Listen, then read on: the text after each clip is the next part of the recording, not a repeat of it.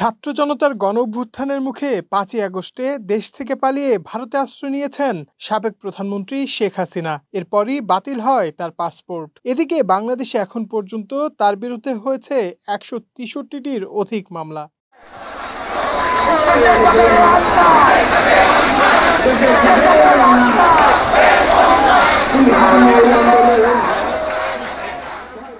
বৈষম্যবিরোধী ছাত্র আন্দোলন এবং জনতার দাবি শেখ হাসিনাকে দেশে ফিরিয়ে এনে বিচার করতে হবে। এদিকে বার্লিনে এক সংবাদ সম্মেলনে ভারতের পররাষ্ট্রমন্ত্রী ডক্টর এস জয়শঙ্কর বলেছেন, বাংলাদেশের সরকারের পরিবর্তন হয়েছে।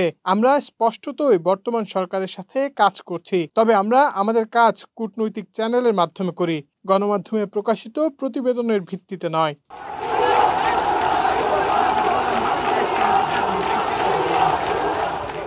বাংলাদেশের অন্তর্বর্তী সরকারের উপদেষ্টারা গণমাধ্যমে হাসিনার সম্ভাব্য প্রত্যাবর্তনের বিষয়ে আলোচনা করছেন, কেননা হাসিনার বিরুদ্ধে ইতিমধ্যেই ১০০টির বেশি হত্যা মামলা করা হয়েছে।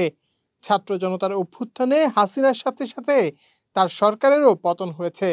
বর্তমানে হাসিনার সময় দায়িত্ব পালন করা বেশিরভাগ এমপি মন্ত্রী পলাতক রয়েছেন।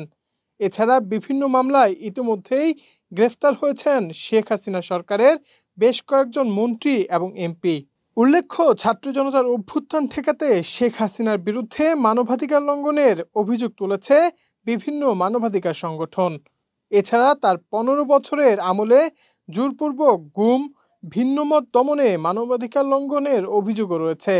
এসব অভিযোগের ভিত্তিতে শেখ হাসিনাকে বিচারের মুখোমুখি করতে ভারত সরকারের সাথে যোগাযোগ করা হবে বলে জানিয়েছেন বাংলাদেশের অন্তর্বর্তীকালীন সরকার।